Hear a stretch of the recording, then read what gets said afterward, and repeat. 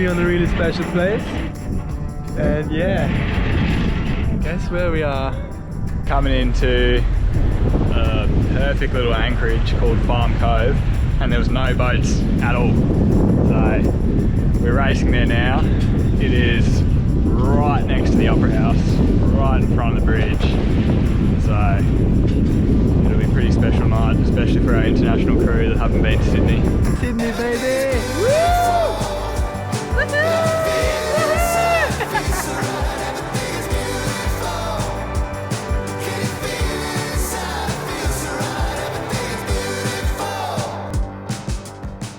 This is the story of a sailboat named Sylvia and the ragtag crew that call her home. Join us each week as we explore the planet both above and below the surface, and see what it's really like to live a life at sea. This is Expedition Drenched.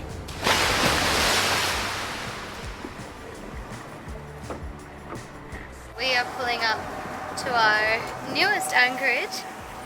It's in a pretty sweet spot if you ask me. Surprised that you can anchor here, that they just like let you just come right here. It's like if you were to anchor in front of like the Empire State Building. It's just like a world iconic place. They just allow you to come park your boat in front of it. We asked around, we're like, can we just like anchor in that bay? And the answer was yes. So it's pretty cool, huh? Good on you for letting people do that. Yeah, exactly. Yeah, that's pretty cool. We were also pleasantly surprised to witness the huge scale of the sailing culture around Sydney Harbour. We know that the Sydney to Hobart Yacht Race, one of the world's toughest blue water events, leaves from here, but it became quickly apparent that we're surrounded by many others who love the same thing as us. I think that this is top 5 anchorages that I've been in. Yep, top 5 right here, right now. For obvious reasons, that anchorage has a 24-hour stay limit. So after soaking in the big city views, it was time to find a more suitable spot in Sydney to call home. Being such a large vessel, we often have a hard time finding docks for Sylvia, but fortunately Jones Bay Wharf was more than capable of hosting us, and has a huge historical and cultural significance in the Sydney harbour. Completed in 1919, it was a highly innovative structure for its time, which aided with the movement of troops and materials during World War II, along with the development of Australia's international trade. To get there, We're gonna cross that bridge and we're gonna go to our next stop. and straight in front of us, we're going under the bridge, baby.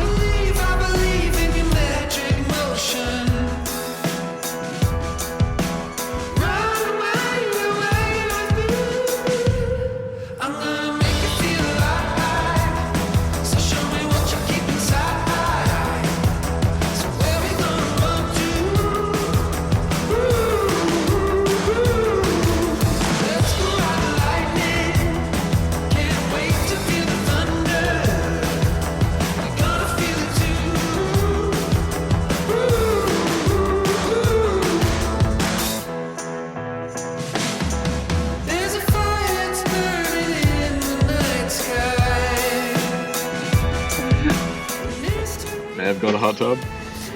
We got a hot tub. We're cool too.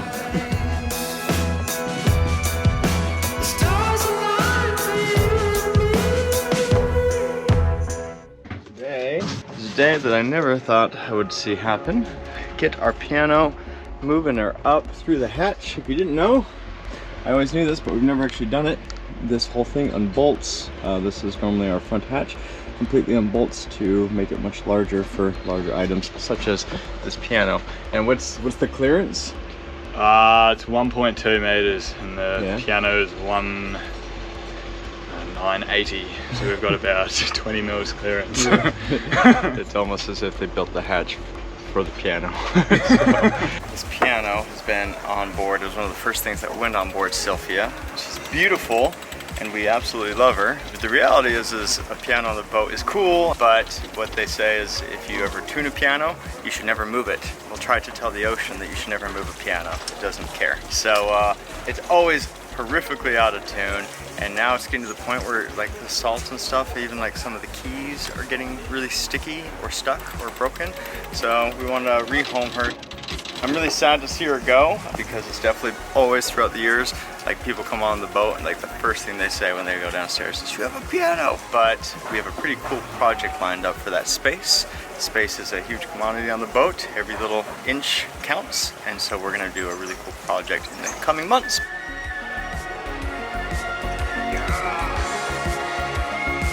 Yeah, going pretty smooth.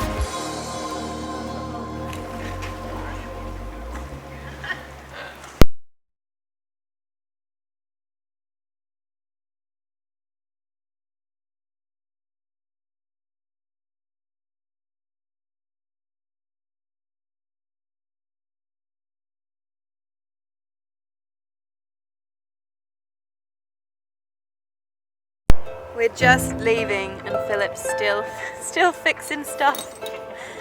One last thing that I just wanted to do. So it's mine and Philip's last morning on Sylvia. We just joined for this 3-month Lord Howe trip and now we've sailed into Sydney. We're heading off. I'll be flying to England and then yeah, we should be buying our own boat. Hoping to find one early next year, and then long-term plan is to just reach the far off places in the world that nobody goes to. It seems like a good time for some reflection and contemplation on what's happened in the last few months. And I think even though everything that could go wrong did go wrong, the experience we've had leaves us even more excited to own our own boat in the future. And it feels good knowing that we're going to have realistic expectations, that we're going to go into it prepared for most of what could happen. Highlights of this trip: blackwater dive, unreal. The leopard seal, it's just a dream of mine to see one, and I didn't think I'd see one in Lord Howe. I thought I'd have to go much further south. The surfing, 100%, found some amazing waves. I pretty much surfed every break in Lord Howe.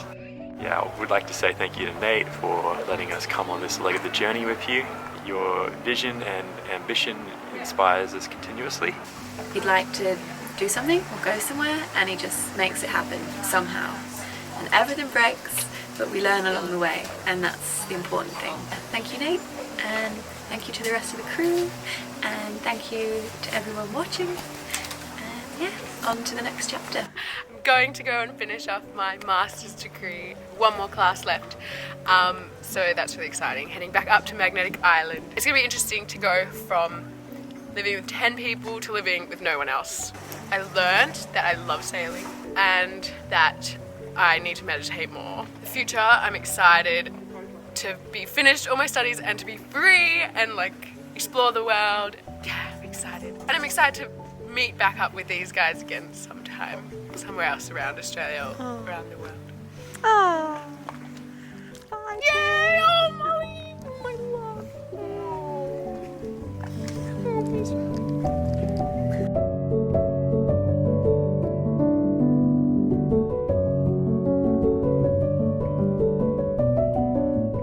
This is not the first, nor will it be the last time that we have to say goodbye to some of our crew. But after everything we've seen and done together, nobody leaves Sylvia as just crew. We quickly become a family, and this particular family went through more than most.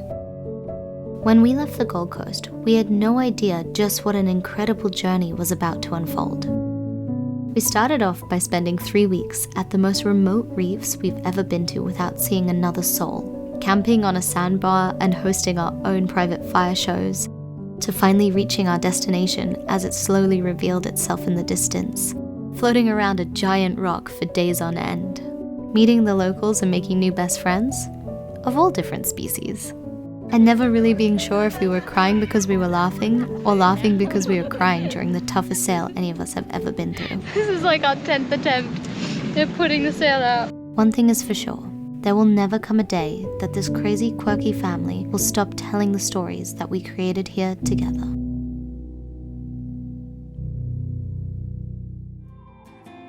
Next time on Expedition Drenched, we plunge into the night to learn about the tiny residents of Sydney Harbour. 1 and slow turn. Oh, didn't see you there. But I'm cutting out his head. Try to clean. You look nervous. Yeah. Look at the size of this nose. Look at the size. There you go. Sorry, 2 minutes. What happened? The long stick for that. Put the stick right in the long stick. An extension. Get the extension. No,